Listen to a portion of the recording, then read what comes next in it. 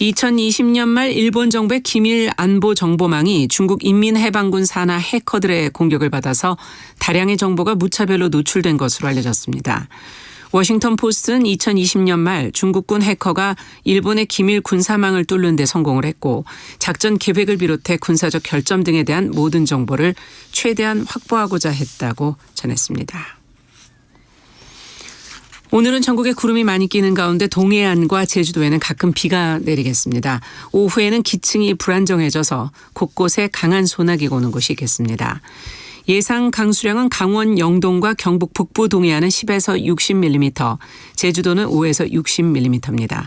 충청과 남부지방에는 5에서 60mm의 소나기가 내리겠고 특히 충남과 호남지방에는 최대 80에서 100mm의 많은 소나기가 오는 곳이 있겠습니다. KBS 1라디오 10시 뉴스를 마칩니다. 지금까지 정영실이었습니다. KBS.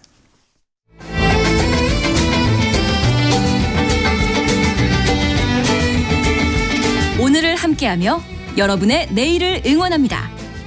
성공을 부르는 좋은 습관, 성공예감 이대호입니다.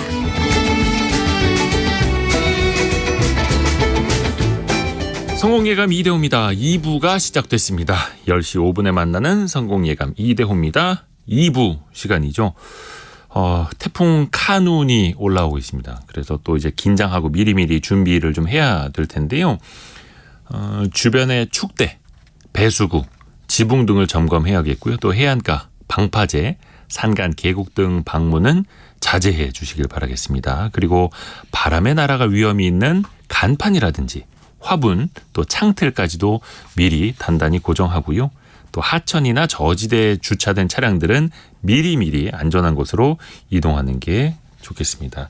6호 태풍 카눈 북상에 미리미리 좀 준비를 하셔야겠습니다. 같이 좀 준비하시죠. 자, 그리고 오늘 경제상식 퀴즈 정답을 말씀해 드릴게요. 배기량입니다. 배기량. 자동차세를 매기는 기준이 배기량에 맞춰져 있죠. 참 너무 구시대적인 건데 같은 내연기관 차량이라 하더라도 예전에 3000cc였다면 이제는 다운사이징, 엔진을 더 압축적으로 잘 만들기 때문에 거의 뭐 2000cc로도 예전에 3000cc 차량의 출력이 나오는 시대이고 또 전기차는 1억이 넘어도 10여만 원만 내고 마는 이런 불합리한 것. 이제는 좀 고치자라는 이야기가 많아지고 있습니다. 1880님. 자동차세가 재산세 일종이라면 당연히 차량의 자산가치에 비례하는 게 맞을 것 같습니다. 주택에 비하면 자동차세가 너무 비싼 편 아닌가요? 라는 의견도 주셨습니다. 그리고 많은 분들이 정답 맞춰주셨고요. 0411님. 숫자로 102, 102량 이렇게 또 재밌게 보내주셨습니다. 102량. 네. 0411님도 감사드립니다. 그리고 1981님, 1981님은 정답 102량. 부디 이번에는 모두가 수긍하는 제갈량 같은 대책이 나오길 기대합니다. 라는 의견도 주셨습니다. 고맙습니다. 고맙습니다. 현명한 정책을 정부가 좀 만들 수 있기를 기원해 보겠습니다. 오늘 이 시각 현재 코스피 코스닥은 강보합 가리키고 있습니다. 코스피는 2595포인트 해서 0.56% 정도 오르고 있고요. 코스닥은 0.2% 오른 900포인트. 오늘 코스닥은 계속해서 900포인트 안팎에서 움직이고 있네요. 원달러 환율은 1308원, 1308원을 가리키고 있습니다. 요즘에 1인 가구 증가하면서 혼밥 하시는 분들 많이 늘고 있다고 하는데요. 근데 혼밥을 넘어서 이제는 때로는 누군가와 함께 만나서 밥을 먹고 싶다. 그리고 아예 모르는 사람들과 만나서 교류하고 싶다라는 소셜 다이닝이라는 것도 유행을 하고 있다고 합니다. 특히 소셜 다이닝 시장을 공략을 해서 식당을 하는데 월 억대 매출을 올리는 것도 있다고 합니다. 한번 배워봐야죠. 창업 플랫폼 창톡의 노승욱 대표와 함께합니다. 안녕하세요. 안녕하세요. 자, 우선은 네. 소셜 다이닝이 좀 낯선 분들 많을 거예요. 저도 그렇거든요. 네네. 이게 우리말로 하면은 사회적인 식사라는 뜻이에요. 직역하면 그렇게 되는데 네. 이 국립국어원에서 순화한 우리말은 밥상 모임이라고 하더라고요. 밥상 모임. 네. 근데 저는 이거 듣고 빵 터졌는데 네. 원어의 뉘앙스가 좀 그대로 전달되지 않는 것 같아요. 소셜 다이닝, 사회적 그 관계를 맺으면서 식사를 한다. 그래서 좀 관심사가 비슷한 사람들끼리 모여가지고 인간관계를 맺으면서 취미 활동도 하고 또는 뭐 이성과의 미팅도 목적으로 하는 경우도 있겠죠. 얼마 전에 성남시에서 그 미혼 남녀 미팅 주선한 거 이런 것도 네. 소셜 다이닝이라고 할 수 있죠. 아하. 네, 그 올 초에 제가 성공량에서 말씀드린 올해 외식업 키워드 2가지가 네. 딱 이거였어요. 다이닝과 네트워킹. 오. 네, 근데 요거를 합친 게 이제 딱 소셜 다이닝이죠. 네, 사람들하고 좀 그 엔데믹으로 이제 좀 맛있는 데 가서 이제 밖에 나가서 외식을 하고 싶다는 니즈가 하나가 있고 네. 또 이제 그동안 격리했었으니까 이제 네. 새로운 사람들 좀 만나서 교류하고 싶다. 이런 것들을 한 번에 할 수 있는 게 이제 소셜 다이닝이죠. 아하, 그러니까 교류도 하고 식사도 하고. 네. 근데 그것도 모르는 사람들도 만나서 뭔가를 많이 배우고. 맞습니다. 그러면 교류와 식사의 교집합인데 네. 교류와 식사 여기에서 뭐가 더 중요한 거예요? 뭐가 우선이에요? 교류가 우선이죠. 아, 네. 밥보다는 만남이. 소셜이 훨씬 중요합니다. 네. 맛있는 거 먹으려면 맛집 가면 되죠. 아니면 파인다이닝 이런 데 가면 되고, 근데 밥을 사실 이게 밥을 먹는 게 우선이 아니고, 소모임을 하는 게 우선이거든요. 그러니까 처음부터 밥 먹자 해서 모이는 게 아니고, 일단은 어디서 모임을 먼저 해요. 네. 네, 어디 공간에서 어학 모임을 하든지 무슨 취미 모임을 하든지 끝나고서 근데 이제 다이닝으로 가는 거죠. 네. 네. 그래서 이제 어떤 사람들하고 어울리느냐 이런 게 중요한데 그럴 때 이 호스트라는 분들이 있잖아요. 이 모임을 주최하는 분. 주최자. 네. 니 그 공간을 정해서 이제 데리고 오잖아요, 사람들을. 네. 그러니까 이왕이면 좀 특색 있는 곳을 로 데려가야 이분이 또 면이 서겠죠. 예, 또 좋은 공간을 보여줘야 또 네. 사람들이 만족해서 다음에 또 올 테고. 그러니까 공간이나 콘텐츠가 되게 중요해지고 있는 거죠. 식당을 갈 때도 단순히 음식만 맛있어서 되는 건 기본이고 이왕이면 좀 더 분위기 좋고 좀 사람들이 모임하기 좋은 공간을 제공하는 것이 이제는 또 식당의 경쟁력이 되고 있습니다. 근데 이게 소셜 다이닝이라는 표현도 뭐 외래어기도 네네. 하고. 근데 예전으로 따지면 뭐 동호회라든지 소모임이라든지 이럴 수도 있을 것 같은데 네네. 이걸 소셜 다이닝 또 이름도 뭔가 고급지게 포장을 해서 같이 비용도 좀 많이 내야 될 것 같고 네. 일종의 허세 아니냐 이렇게 보는 시선도 있던데요. 근데 예전에 소모임 동호회에서 많이 진화를 하고 있어요. 예전하고 달라진 점들이 정말 세분화되고 있습니다. 그러니까 세분화요. 네. 그러니까 요즘 플로깅이란 말도 있죠. 뭐 이렇게 어려워요. 플로깅? 예, 같이 달리기 하면서 예. 쓰레기를 줍는 모임이에요. 아. 그러니까 좀 좋은 일도 하면서 환경 보호도 하면서 또 이제 사람들하고 어울리자는 이제 모임인데요. 이런 것도 과거에는 없었거든요. 네, 저 대학생 때 저는 스페인어 그 어학 모임 이런 거 한번 나갔었거든요. 네네네. 근데 한 2번 나가고 이제 안 나갔던 것 같아요. 네. 근데 그랬던 이유가 무료였거든요. 근데 요즘 모임은 유료로 하는 경우가 또 많습니다. 그 밥값은 내야죠. 밥값도 내고 네. 또 참가비가 모임 참가비, 네. 네. 이런 것도 내는 게 이제 주최자가 돈을 벌려는 게 아니라 그래야 사람들이 계속 돈이 아까워서라도 온다는 거예요. 그러니까 트레바리 같은 독서 모임도 네. 과거에는 뭐 그런 모임이 있었겠죠. 없지 않았겠지만 이제 여기는 유료화 해가지고 성공했다. 왜냐하면 그 유료로 지불을 할 수 있는 구매력 있는 사람들만 모인다. 그래서 그렇죠. 예, 거기서 한번 이제 사람들이 걸러진다는 거죠. 네, 그래서 어느 정도 좀 수준 있는 구매력 있는 사람들이 오겠구나 해서 오는 거죠. 그런 식으로 과거랑은 좀 달라지고 있고 또 커리어를 개발하려는 니즈가 또 요즘 MZ 세대들한테 많아지고 있거든요. 네. 그 예전에 그 코로나 때 또 이제 그랬지만 이 외근직과 내근직이 있잖아요. 네. 근데 외근직은 밖으로 다니면서 이종업계 사람들하고 만나니까 명함을 주고받는 경우가 많이 있죠. 근데 내근직들은 그럴 기회가 없으니까 명함 주고받고 싶다는 게 이제 막 로망이었다고 하더라고요. MZ 세대들한테. 그쵸. 뭐 회사에서 명함이 200장 줘도 네. 그 2박스 그대로 남아 있고 막. 하나도 안 쓰는 사람들은 하나도 네. 못 쓰잖아요. 있어요, 내근직들은. 있어요. 네. 그런 것들도 이제 명함 쓰기 위해서 또 이제 밖으로 나가는 거죠. 근데 이게 소셜 다이닝이 대부분 이게 젊은 층에서 많이 하는 거라고 보면 될까요? 한 30대에서 40대 초반까지가 이제 주로 40대 초반까지도. 많이 이용합니다. 근데 소셜 다이닝 하면 사실 네. 이거 그냥 미팅하려는 거 아니야라는 생각도 이상현님 네, 그냥 번개잖아요라고 보내주셨고 그렇죠. 뭔가 남녀간의 만남이라든지 아니면 뭔가 외로움을 네네. 이겨내보려는 어떤 뭐 이유나 목적이 있을 거 아닙니까? 네, 번개라는 말 참 오랜만에 듣네요. 한 20년 전에 나왔던 말 같은데. 제가 또 번개라고 했었죠. 번개. 맞습니다. 네. 네. 네. 맞습니다. 번개인데 좀 더 이제 체계화되고 있고 세분화되고 있다는 게 이제 소셜 링이고 소셜 다이닝인데 요즘은 이제 또 주기적으로 번개는 이제 갑자기 번개 치는 거잖아요. 네. 오늘 뭐요? 뭐 이런. 네네. 근데 이성적인 목적도 정말 이제 한 중요한 소셜 링이지만 요즘은 대이직 시대잖아요. 그러니까 아까도 이제 30대에서 40대 초반이라고 얘기한 게 이때가 이제 이직 수요가 많을 때거든요. 네. 그러니까 커리어를 위해서 이제 이종업체 분들하고 만나서 네트워킹을 하기 위해서 나가고 싶은 분들이 많은 거죠. 그러니까 헤이조이스라고 네. 이 컬리에서 인수한 그 여자들만의 그 커리어 모임 그 매칭 플랫폼이 있어요. 네. 여기는 그 일단 여자들로만 한정을 했고요. 네. 참가자들을. 그리고 이 좀 자기 커리어를 높이고 싶어 하는 여성 직장인들을 타겟으로 했어요. 그러니까 너의 커리어를 이끌어 줄 수 있는 사람은 회사 밖에 있다. 네. 네. 그런 아이덴티티로 해서 이제 성공을 했습니다. 그러니까 인맥을 쌓고 네. 본인의 커리어가 도움이 되고 그리고 네. 나중에 이직을 할 때도 도움을 받을 수 맞습니다. 있는 이직도 중요한 동기죠.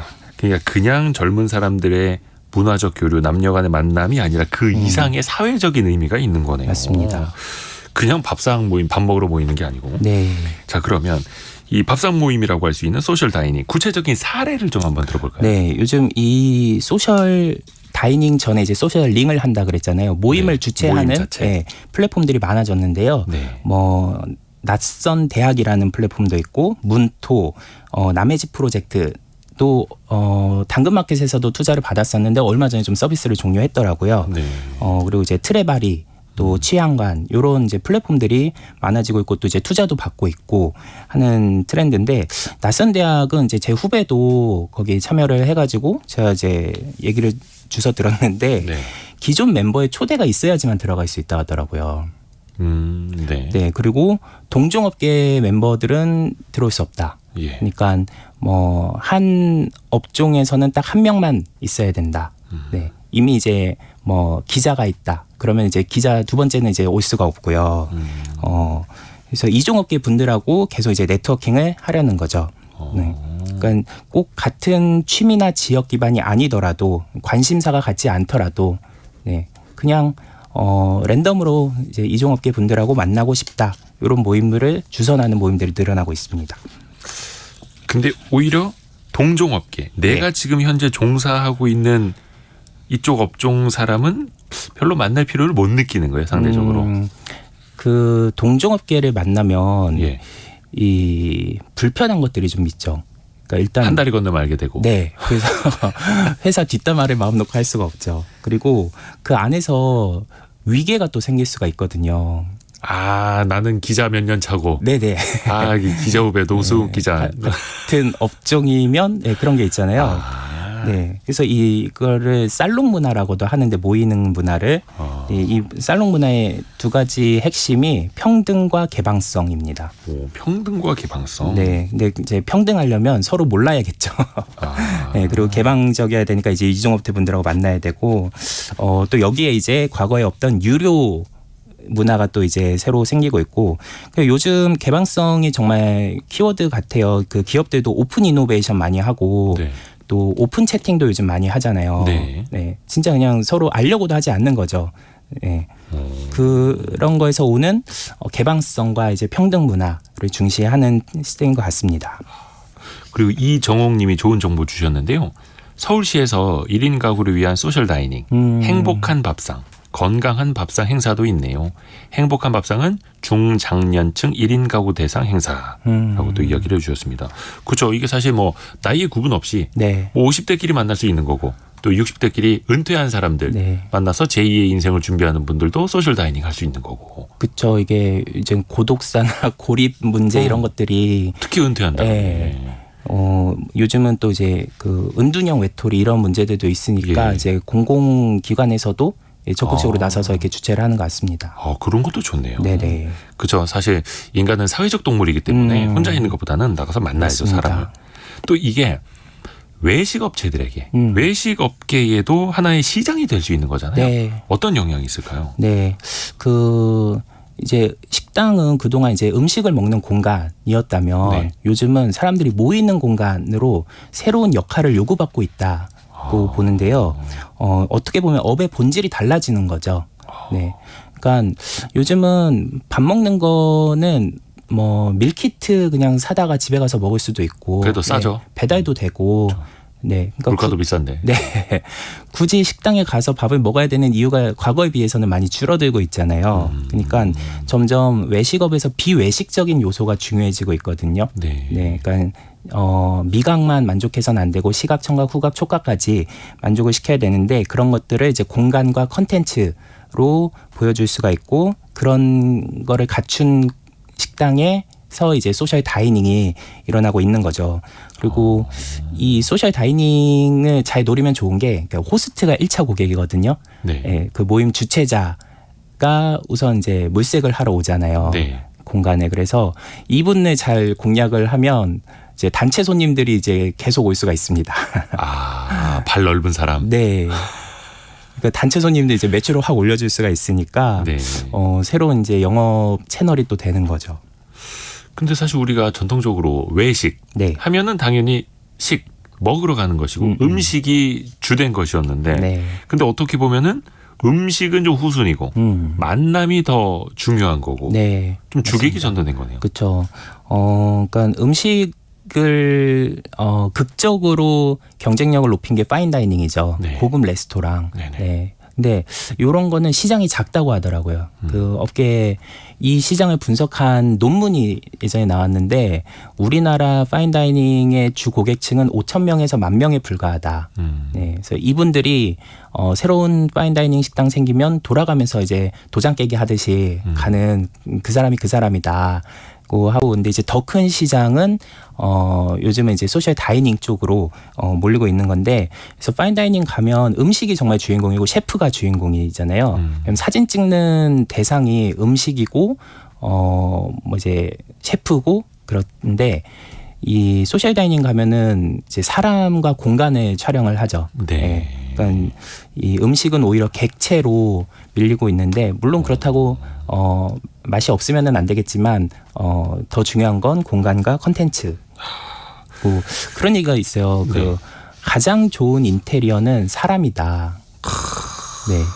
그러니까 좋은 사람이 많이 모여 있는 좀 뭐 예쁘고 젊고 뭐 잘생기고도 있겠지만 좀 활기차고 예, 좀 매력 있는 사람들이 많이 모이는 공간. 그렇죠. 내가 함께 하고 싶은 사람, 네네. 내가 배울 게 있는 사람. 근데 또 그러려면 나도 누군가에게 도움을 줄 수 있는 사람이 스스로 되어야 되고 네. 서로가 상호 발전을 하는 거죠. 맞습니다. 의미가 그런 좋네요. 것들이 또 이제 식당의 경쟁력이 될 수 있는 거죠. 그리고 또 음식을 직접 그냥 앉아서 받아서 먹는 것뿐만이 아니라 직접 요리하는 것도 있는가 보더라고요. 같이 요리를 하면서 뭐 대화도 하고. 네. 뭐 요즘은 이제 집에서도 모이기도 하고요. 네. 다양해지고 그러면 있습니다. 이거를 자영업자의 입장에서 또 이제 식당을 운영하는 분들 입장에서 이 시장을 좀 잡고 싶다 하면 네네. 어떻게 해야 되는지도 좀 이야기를 해주세요. 네. 소셜 다이닝 트렌드를 활용하려면 네. 이제 크게 두 가지인데요. 이 사장님이 직접 모임을 주선을 하는 분들도 있고요. 또는 모임하기 좋은 공간을 마련하는 네. 방식도 있습니다. 공간을 마련하는. 네. 그러니까 공간의 경쟁력을 높이기 위해서 뭐 어떤 포토존을 만들고 뭐 이제 그런 거는 기본이고 그러고 나서 이제 모임을 이제 주최를 해야 되잖아요. 끌어와야 되잖아요. 근데 이거를 이 이제 호스트가 이제 찾아오도록 만드는 이제 좋은 모임을 할 만한 공간을 만드는 방법이 있고 아니면 사장님이 직접 요즘은 그 모임 주최할 수 있는 플랫폼들이 많아지고 있잖아요. 아까 말씀드린 뭐 그 문토랄지 뭐 남의 집 이런 것들이 이용해가지고 이제 자기가 그 모임 공지를 올리는 거죠. 이 공간에서 소셜 이런 모임 다이닝을 해보시죠. 사람들 모으는 앱에다가 우리 네. 식당도 사진 찍어서 올리고 이쪽으로 오세요라고 네네. 홍보할 수 있는. 그리고 사장님이 직접 호스트가 되는 거죠. 아, 사장님이 주최를 해서. 네네. 야, 그래요. 그리고 또 예전에 보면은 지금은 뭔가 SNS에 사진을 찍어서 더 올릴 수 있게끔 인테리어도 예쁘게 하고 포토존도 꾸며놓고. 옛날로 따지면은 그냥 모임 공간에 네. 사장님 거기 룸 있나요? 6명짜리? 맞아요. 10명 들어갈 룸 있나요? 약간 네. 이런 느낌이었는데 그 이상의 개념. 예전의 공간은 정말 물리적인 공간이었죠. 이제는 뭔가 문화 교류적인 네네. 공간으로. 근데 앞에서 이야기를 하신 게 그러면 이 식당의 사장님이 직접 모임도 주선할 수 있다. 네. 어떻게 해야 됩니까? 그거 해보지 않은 분들은 쉽지가 않을 텐데. 이거는 이런 거에 좀 특화된 분들이 있는 것 같아요. 그러니까 외향적인 성향이거나 이런 사람을 좋아하는 분들. 그래서 창업하는 분들 중에 이런 거를 하고 싶어서 창업을 하는 분들이 있어요. 처음부터 이걸 목적으로. 그런 분들이 있어. 뭐 어딜 네. 나가도 다 모임 만드는 사람들 있어. 모임 한 10대 개씩 운영하시는 분들이 있어. 네네. 그리고 이 게스트하우스 같은 경우 네. 또 여기 이제 식당은 아니지만 이것도 이제 자영업이죠. 이것도 이제 모임 주최하는 거거든요. 네, 요거는 이제 막 여행 온 사람들. 제주도나 뭐 양양 이런 데서 이제 유행을 했죠. 네. 그래서 저는 되게 정이 많고 사람 좋아하는 게스트하우스 점주분이 있었는데 이분이 이거 운영하다가 우울증 걸리겠다고 하더라고요. 왜 그러냐 했더니 하루 이틀 자고 가는 사람들한테 그 사이에 정이 든 거예요. 그래서 그 사람 또 보고 싶은데 연락할 수도 없고 그 정도로 이제 사람 좋아하는 분들은 네. 네, 근데 그 정도면 장사는 잘 될 것 같아요. 근데 원체 모임 만들고 사람을 좋아해서 네. 그걸 또 업으로 삼으시는 분들. 네. 그러면 이제 훨씬 접객이 이제 자연스럽게 우러나겠죠. 친절하게.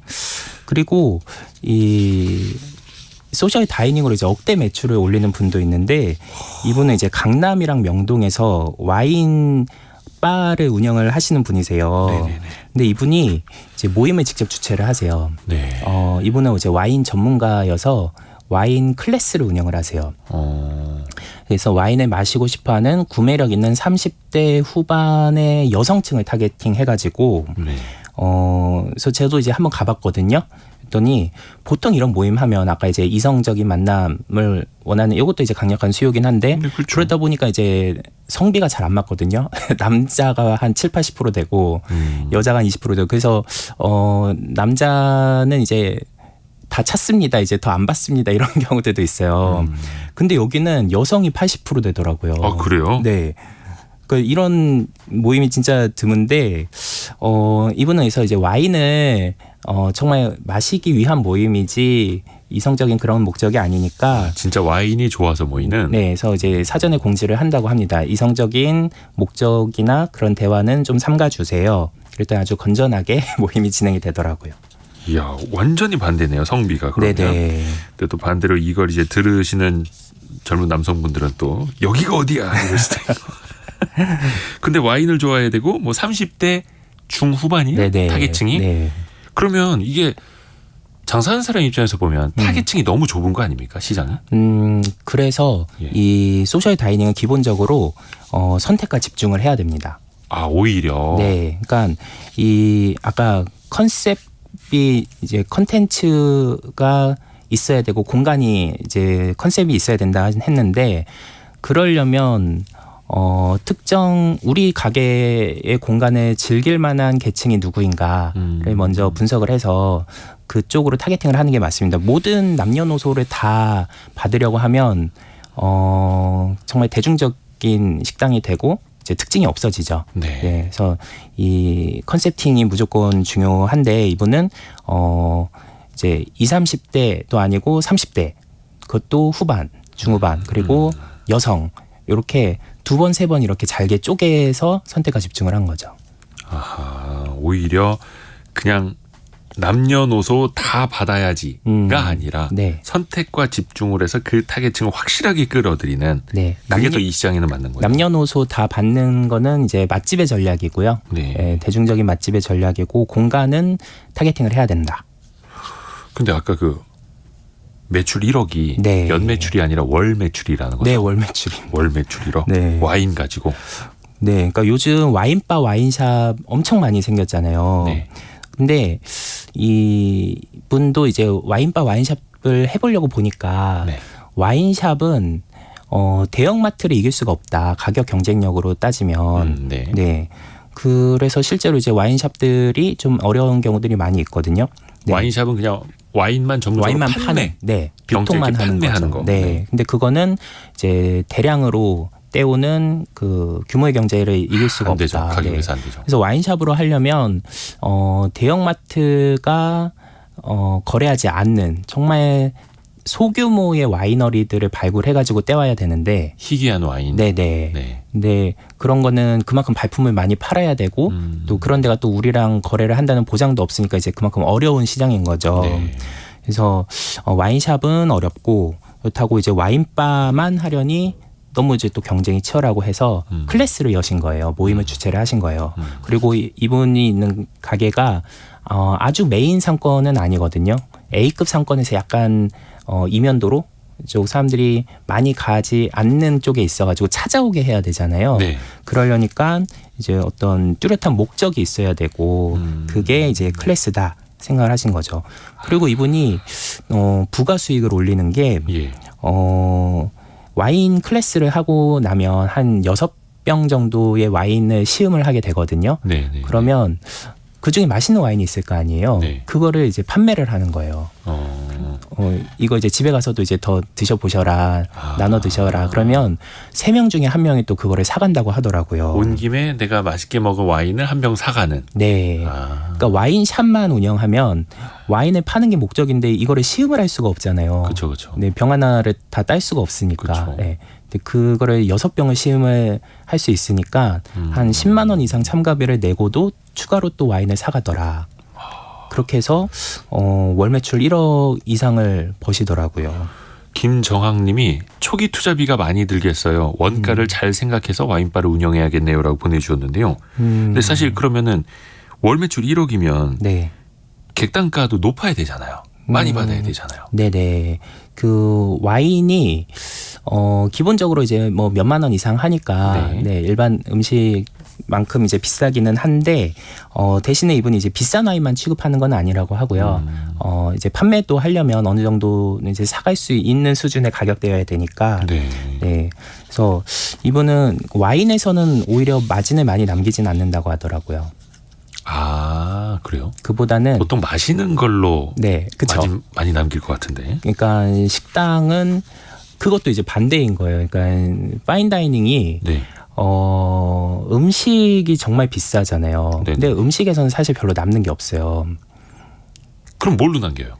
와인으로 남기려고 하죠. 그러니까 일반적으로는. 네. 네네네. 근데 그 파인다이닝 그러니까 예를 들어 한 2-30만 원 코스 요리를 먹으면 예. 거기서 항상 최고급의 식자재를 쓰고 네. 또 최고급의 식기를 쓰고 이러니까 식자재 그 원가율이 한 60%까지 된다고 하거든요.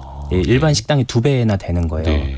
음식만 팔아서는 남지 않고 그래서 와인을 팔아야 되는데 사람들이 이제 와인은 어차피 파인다이닝에서 먹거나 집에서 먹거나 똑같은 와인인 거잖아요. 그냥 그쵸, 사서 그쵸. 먹으면 되니까 네. 이게 안 팔리니까 파인다이닝들이 많이 어려워서 문 닫는 경우가 많거든요. 네, 근데 여기 이분은 반대로 와인은 싸게 팔고 네. 대신에 이제 원가율이 좀 더 낮은 가성비 좋은 파스타랄지 뭐 이런 음식들을 팔아서 거기서 이제 마진을 남기더라고요. 이것도 이제 되게 장사의 재주가 네. 있는 거네요, 확실히. 근데 또 반대로 주류를 주문하지 않고 이 술을 직접 가져가시는 분들 있잖아요. 네네. 그러면은 뭔가 와인 판매로는 별로 안 남을 수도 있잖아요. 그렇죠. 그러니까 이제 이분은 음식으로 남기는 거고요. 요즘 그래서 콜키지 프리 네. 식당이 많이 늘어나고 있는데요. 이게 이제 술 반입을 무료로 하게 하는 거죠. 콜키지라고 하는 거는 아이고 외래어가 좀 많아요. 네. 외식 업종에.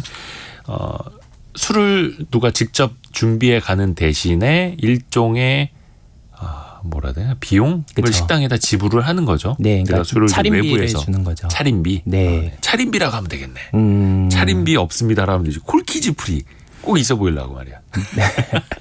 그 이제 와인을 한 병을 가져가면 네. 이제 와인 잔이랑 그 병따개까지 이제 해주니까 준비해주죠. 네. 그래서 뭐 병당 뭐 2만 원, 뭐 3만 원 이렇게 콜키즈를 받는 경우가 있는데 이 요즘은 이제 콜키즈 프리인 식당들도 많이 있고요. 이것도 이제 소셜 다이닝이 확산된 영향으로 보이는데 BYOB라고 해서 영화가 많이 나와 죄송합니다. 네. 이게 Bring Your Own Bottle이라고 이제 너가 마실 거 너가 가져와라. 네. 이런 모임이 이제 늘어나다 보니까 이런 것도 이제 서로의 그 와인 취향이랄지 뭐 전통주나 뭐 수제 맥주 이런 것도 BYOB 할 수 있는데 이제 서로의 취향을 공유를 하는 거죠. 그래서 음식으로 남겨야 된다 그랬잖아요. 네. 그래서 어떤 식당은 소고기 시키면 콜키즈 프리 이렇게 조건을 달기도 하더라고요. 그렇죠. 뭐 네. 비싼 음식 좀 시켜야지 그래야 우리가 좀 네네네. 서비스도 해드리지 이런 개념이네요. 네. BYOB Bring Your Own Bottle. 네. 그러니까 당신의 직접 뭐 주류를 가져와도 됩니다. 외래어 많이 나온다. 근데 이게 외래어나 줄임말이나 은어라든지 이런 걸 많이 쓰는 거는 특히 더 차별화하고 싶고 소속감을 갖고 싶고 우리끼리의 유대감을 갖고 싶고 또 SNS에 이런 식으로 올려서 너 BYOB 몰라? 뭐 이런 식으로. 네네. 그래서 더 이런 외래어와 은어들이 더 많이 나오는 것 같습니다. 그리고 이제 저는 이게 약간 서구적인 문화가 이제 들어오는 것 같아요. 네.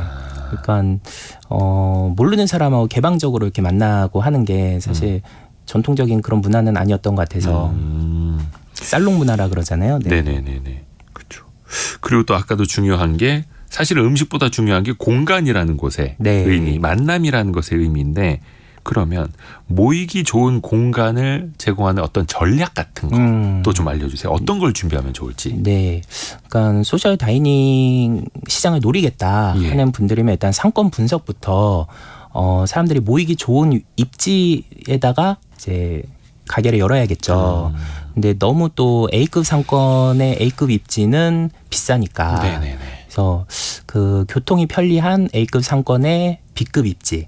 그래서 A급 상권의 B급 입지. 네. 예를 들면은 강남역 인근에 네. 어디 한 골목 안쪽으로 좀 들어온 건물의 몇 층 이런 식으로. 그렇죠. 그리고 이제 지하철 출구가 여러 개잖아요. 네네네. 근데 보면 사람들이 맨날 많이 이용하는 그 모임 공간이 있어요. 예를 들면 네. 강남역 1번 출구, 이런 쪽으로 이제 많이 그 사람들이 나가는데 그쪽은 이제 비싸겠죠. 네네. 네. 그래서 강남역 뭐 반대편 출구랄지 그런 데가 이제 A급 상권의 B급 입지 정도 되겠죠. 예를 들면 네, 그런 데서 컨셉이 명확한 그래서 네. 이제 타겟층이 명확한 그런 컨셉으로 가게를 오픈해 보면 좋을 것 같고 그리고 이거는 소셜뿐만 아니라 뭐 맛집도 그렇고 일단은 좀 포토존 같은 거 요즘 많이 만드는 추세거든요. 그래서 좀 인스타그래머블한 인테리어를 준비하는 거 그리고 이 모임을 하려면 어느 정도 분위기가 또 좋아야 되잖아요. 네. 그래서 이 노키즈 존 이런 게 좀 논란이었는데 예. 이분들은 이런 것들을 좀 적극적으로 관리를 하세요. 그래서 이 특정 계층 선택과 집중을 해야 되니까 특정 계층을 배제까지는 아니더라도 어느 정도 그래서 노키즈 존 대신에 케어 키즈 존이라는 말을 쓰기도 하더라고요. 그러니까 아이들을 못 데려오기는 안 하는데 대신에 잘 좀 케어해 주세요, 관리해 주세요. 네, 이렇게 해서 분위기를 또 이제 잘 만드는 것도 중요합니다. 공간, 인테리어뿐만이 아니라 그 분위기를 관리하는 것도 중요한 전략이니까. 네. 근데 사실 사람들이 어디에서 모입시다라고 하면 어디로 찾아오세요라고 약속을 하고 모이는 거다 보니까 네네. 굳이 A급 상권에 있어야 될까라는 생각도 하게 되는데 그건 네. 어떤 이유예요? 그렇죠. 그 공간이나 뭐 아주 우리 가게의 매력이 특색이 있다. 그러면은 오지에 있어도 됩니다. 그러면 그래서 찾아가죠. 찾아오죠. 예. 근데 그러기는 쉽지 않으니까. 예. 그래서 교류를 목적으로 하니까. 그리고 이제 호스트가 이제 공지를 올리잖아요. 네, 모임을 공지할 때 사람들이 여러 지역에서 오다 보니까 이제 같이 모이기 좋은 뭐 환승역이랄지 그런 좀 교통의 요지가 아무래도 이 호스트의 선택을 받기가 좋겠죠. 공간 자체는 이 소셜 다이닝에 적합한 식당을 마련한다 그러면 공간 자체는 크지 않아도 됩니까? 평형이나 이런 건? 네. 왜냐하면 모임 규모나 성격이 천차만별이거든요. 예. 그러니까 그런 얘기가 있어요. 좋은 팀워크는 피자 2판에서 나온다. 예. 그러니까 피자 2판 나눠 먹을 수 있는 인원이 제일 적당하다는 거거든요. 그러면 한 5명에서 8명? 네네. 뭐 이 정도 되겠죠. 그러니까 그 정도의 소모임을 하는 공간이라면 뭐 웬만한 식당에서도 다 할 수 있겠죠. 네. 네. 근데 또 뭐죠 대형 식당에선 또 대규모 모임을 할 수도 있고. 그 요즘은 그래서 이제 대관을 하는 경우가 좀 늘어나는 것 같아요. 네. 그러니까 아예 공간을 통으로 빌리는 거죠. 아. 네. 그러니까 어떤 대형 식당은 한 층을 그냥 다 대관을 하도록 하는데 한 50만 원 한 시간에. 네네네. 네. 그러면 이제 막 20명, 30명 이렇게 뭐 회식도 할 수 있고 뭐 회사에서 이제 B2B 고객도 노릴 수 있고 뭐 그런 식으로 한 시간은 대관하고 그다음 시간엔 이제 음식 시켜 먹고 이렇게 하기도 하더라고요. 아하. 그리고 내 식당을 네. 소셜 다이닝 사람들이 교류할 수 있는 어떤 친목의 장소로 꾸며보고 싶다라고 하는 분들을 위해서 네. 근데 조언은 많이 해주셨는데 음. 이런 건 좀 조심하시라. 주의할 점도 좀 알려주세요. 주의할 점은 일단 그 공간에 아까 이제 말씀드린 대로 그 특색을 이제 갖춰야 되는데 네. 그게 이제 타겟팅을 이제 마음 같아서는 진짜 남녀노소 다 하고 싶잖아요. 네. 그래서 많은 사람 불러와서 돈 네네. 많이 벌고 싶으니까. 네, 그런 것들을 내려놔야 되고, 그러니까 공간에 근데 이제 그렇게 할 수는 있겠죠. 방을 여러 개를 네. 쉬운 건 아닌데 무슨 극장의 멀티플렉스처럼 공간이 넓다면 네, A관, B관, C관 이렇게 해가지고 테마별로. 네, 할 수도 있겠는데 그런 건 쉽지 않다. 그래서 처음부터 이 공간은 한 번 만들면 바꾸기가 어렵거든요. 네. 그래서 이 상권 분석과 이 메뉴 전략과 마케팅 전략을 동시에 가져가야 됩니다. 마케팅 전략과 메뉴 전략을. 네, 메뉴 전략도 중요한데요. 그러니까 예를 들면 저희 마장동에 한 와인바가 있어요. 여기는 네. 그 왕십리 쪽에 그 대학병원이 있거든요. 예. 거기서 의사분들이 좀 많이 찾아오더래요. 그거를 타겟팅을 한 건 아닌데 네. 그러니까 이제 토마호크 스테이크라는 메뉴를 개발을 했어요. 그러니까 20만 원짜리. 20만 원이요? 네네. 소득 수준이 높은 사람들을 타겟팅한. 그러니까 우리 가게의 손님이 어떤 손님층에 오는구나라는 걸 이제 분석을 하고 그분들이 이제 좋아할 만한 메뉴를 새로 만든 거죠. 네. 그러니까 아까 음식이 객체라고는 했지만 그래도 빼놓을 수 없는 요소니까 예, 그 공간과 메뉴와 마케팅 또 상권 분석까지 같이 가야 된다. 야. 2095님 요즘처럼 사람이 무서운 시기에 이런 모임이 가능할까요? 요즘 좀 삭막해져가지고. 네. 근데 또 이렇게 교류를 하려는 사람들의 마음은 또 계속해서 이어질 수밖에 없는 거고요. 네. 그러니까 소셜링 뭐 이제 모임 이런 거는 인간의 본능인 것 같아요. 맞아요. 네. 그런 게 더 이제 엔데믹으로 더 이제 짓눌렸던 게 터져 나오고 하는 시기라서 이런 것들을 잘 활용해 보면 식당이 이제 당연히 가는 공간이 아닌 게 됐잖아요. 뭐 식사를 해결할 수 있는 공간이 편의점에서도 할 수가 있고 집에서도 밀키트로 할 수 있고 대체제들이 많이 나오고 있으니까 네, 그 우리 식당에 그 경쟁력이 꼭 음식이 아닐 수 있다. 네, 공간이 꼭 콘텐츠일 수 있다. 이런 걸 잘 이용해 보시면 좋을 것 같습니다. 공간이 콘텐츠가 될 수 있다. 네. 그리고 기존에 장사하시던 분들 입장에서 뭔가 전업을 할 때 네. 아예 나는 새로운 공간을 준비해 볼 거야 라고 생각하시는 분들은 괜찮을까요? 그러려면 이제 뭔가 새로운 아이디어? 네. 이 인테리어나 메뉴를 이제 많이 교체를 해야겠죠. 근데 네. 그러면 기존의 손님들은 좀 떨어져 나갈 수 있겠죠. 근데 또 나는 그걸 해보겠다, 자신이 있다, 그리고 그런 뭐 자원이 있다 하시는 분들이면 또 해볼 수는 있을 것 같은데요. 그러려면 새로 창업하는 만큼 비용이 들지는 않을까 싶긴 합니다. 근데 일반 자영업 하시던 분들도 조금씩 아까 노중욱 대표가 이야기한 것처럼 공간, 네. 뭐 포토존, 나름의 테마 이런 식으로 특히 이제 교류할 수 있게 본인이 판을 만드는 네. 장을 만드는 그런 식으로도 해볼 수 있는 거고요. 네. 근데 또 반대로 이게 소셜 다이닝 이게 그냥 잠깐의 인기, 유행으로 그치는 것 아니냐. 이거 네네. 가지고 지속 가능한 사업이 될까라는 반문이 있다면 어떻게 답해 주시겠어요? 그 외식업이 네. 이제는 이제 종합 예술화 되고 있다. 외식업이 이제 예술로 갑니까? 그러니까 오감을 만족시켜야 되거든요. 그러니까 이 점점 소비자의 니즈는 고도화되고 있고 다변화되고 있고 세분화되고 있으니까 그거는 근데 스타트업도 요즘 분위기가 비슷해요. 그러니까 모든 고객을 다 타겟으로 하지 않고요. 버티컬화 된다고 하죠. 네. 예, 세분화되고 점점 이제 파고들기 시작을 해가지고 그 분야에서 시장은 작아도 거기서 1등을 하면 되거든요. 네. 그래서 뭐 예를 들어 아까 이제 플로깅, 줍깅이라고 하는데 이제 쓰레기 줍는 모임 네. 그런 모임들이 예전에는 없었잖아요. 네. 네네. 그런 것들이 계속 생겨나면 또 그런 사람들이 그런 모이기 좋은 공간은 어딜까? 뭔가 좀 친환경적인 뭐 메뉴와 그런 공간을 그래서 요즘은 인테리어도 뭐 무슨 폐 조개 네. 껍데기를 활용해 가지고 인테리어를 만드는 것들도 있거든요. 뭐 그런 것들을 활용한다든지 뭐 비건이나 이제 친환경을 좋아하는 분들은 또 그런 데서 모임을 할 수도 있으니까요. 네. 그런 새로운 컨셉을 계속 찾아보면 그런 니즈는 계속 늘어날 것 같습니다. 외식업이 오감을 자극하는 종합 예술로 되고 있다. 물론 이제 박리담회로 그릇당 1,000원씩 남기고 네. 나는 하루에 뭐 500그릇, 1,000그릇 이상 팔 거야라고 하는 업종도 있는 반면에 이렇게 소셜 다이닝 새로운 뭔가 문화가 같이 교류될 수 있는 그런 장을 노리는 그런 자영업도 있다라는 거.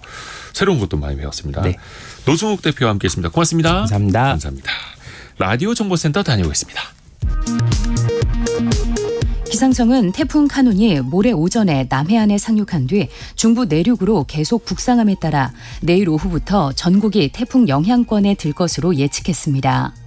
중대본은 인명피해 최소화를 위해 관계기관의 취약지역과 시설 등 위험 요인을 파악해 안전조치를 시행하고 반지하주택 등 위험지역 주민의 신속 대피 조치 등을 지시했습니다. 태풍 카눈의 북상으로 새만금 세계스카우트 잼버리 야영지를 떠나는 대원들의 숙소 배정이 수도권과 충청권 시설로 완료됐습니다. 잼버리 조직위는 참가자들이 안전한 환경에서 체험 프로그램 등 잼버리 과정을 이어나갈 수 있도록 최선을 다해 지원하겠다고 밝혔습니다.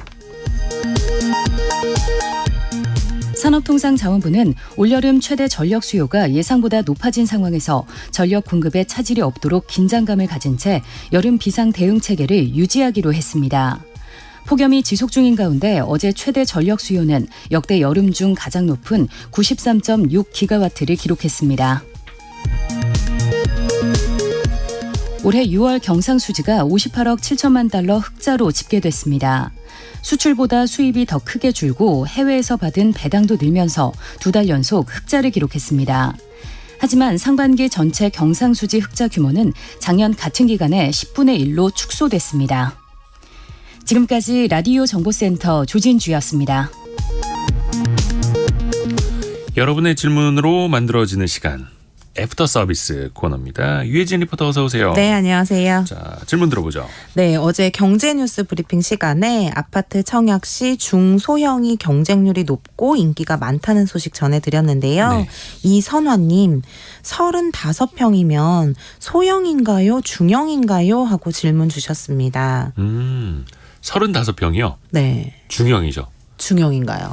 이른바 그 국평이라고 하지 않습니까? 국민평형. 그러니까 정확히 말하면 한 85제곱미터 네. 정도가 되는데 딱 거기가 중형이고 소형평형은 옛날 말로는 25평 이하. 그러니까 59제곱미터 이하를 일반적으로 소형이라고 하고요. 그런데 국민평형 그러니까 85제곱미터를 초과하는 평형은 대형. 네. 36평부터는 대형이라고 표현을 한다고 합니다. 이거는 전용 면적 기준입니다. 전용 면적 85제곱미터요. 네, 감사합니다. 물론 이게 뭐 법이나 뭐 기준이 딱 있는 거는 아니고 네. 일반적으로 이렇게 이렇다. 통용이 된다라고 네. 보시면 되겠습니다. 네, 그리고 2848님, 요즘 휘발유 값이 왜 뛰죠? 하고 문자 주셨는데요. 네. 이 부분은 사단법인 이컨슈머 에너지 석유시장 감시단 이서혜 연구실장에게 답을 들어봤습니다. 휘발유 가격이 오르는 이유를 한 3가지 정도로 볼 수 있을 것 같은데요. 일단 그 원유가 가장 많이 나는 중동 지역의 오펙에서 원유를 계속 감산하겠다는 것을 유지하고 있기 때문이 첫 번째고요. 두 번째 같은 경우에는 지난주에 러시아 흑해에서 우크라이나 드론이 러시아의 그 군함을 공격을 했기 때문에 유조선을 공격해서 이것으로 인해서 에너지 공급이 좀 차질이 빚어질 수도 있다라고 우려가 있고요.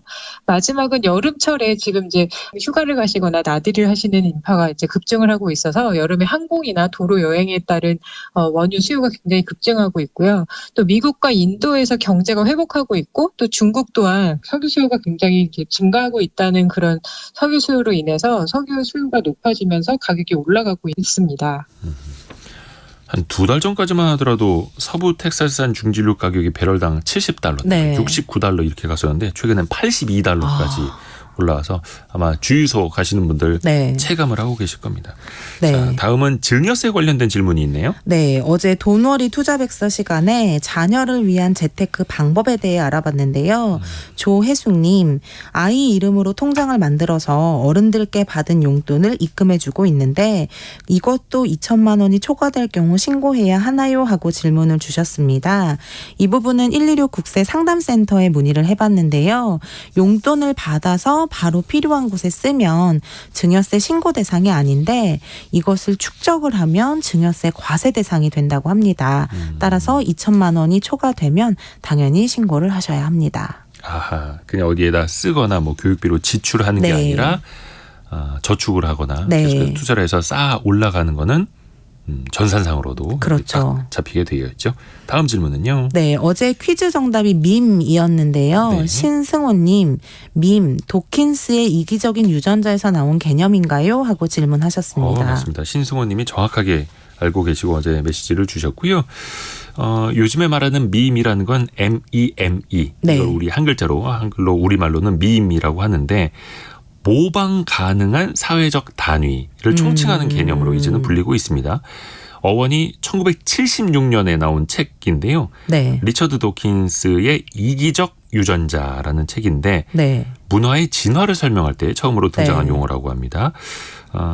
생명의 진화 과정에 작용하는 자기 복제자의 한 종류다라고 네. 이렇게 설명을 하고 있는데 설명드린 것처럼 최근에는 딱히 뭘로 설명할 수 없는 현상, 유행처럼 들불처럼 번지는 현상, 거기에다가 약간의 놀이 문화적인 요소까지 덧붙여 있는 걸 밈이라고 하죠.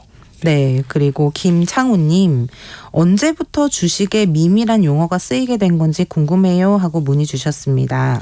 밈 주식이라고 이야기를 많이 하죠. 네. 근데 많이들 들어보신 게 미국의 게임스톱. 근데 거기다 게임스톱 사태라고 표현을 하기도 합니다. 네. 이게 미국의 기관 투자자들이 공매도를 많이 한 거에 개인 투자자들이 우리가 기관 투자를 이겨보자. 저 주식을 다 같이 똘똘 뭉쳐서 들어올려 보자. 라고 하면서 벌어졌던 사례인데요. 지난 2020년 코로나19 팬데믹 이후에 증시 네. 급락했었죠. 그 후에 중앙은행들이 돈을 엄청나게 풀면서 유동성이 많아졌고 그래서 그 후에 투자에 참여하는 사람들이 많아졌잖아요. 네. 개인 투자자들이 늘면서 이른바 밈 주식도 많이 나타나기 시작을 했죠. 우리나라에서도 간혹 그런 현상들이 좀 나타나고는 있습니다만 이게 지속 가능하거나 네. 결코 건전한 거는 아닌데 네. 또 그동안에 어떤 기관이나 제도권에 불신을 갖고 있었던 개인 투자자들이 네. 일종의 논리적인 요소까지 같이 덧붙이면서 이렇게 밈 주식을 만들어서 또 들어올리고 있더라고요. 유혜진 리포터와 함께했습니다. 고맙습니다. 감사합니다. 감사합니다. 자, 성공예감 이대호입니다. 1부, 2부 바삐 달려왔고요. 여러분의 질문도 오늘도 열심히 모아놓고 있습니다. 내일 아침 9시 5분에 다시 돌아오겠습니다. 태풍 올라오고 있으니까요. 올라오기 전에 항상 우리 주변을 돌아보는 것도 준비를 같이 해야겠습니다. 성공예감은 오늘도 여러분을 응원합니다.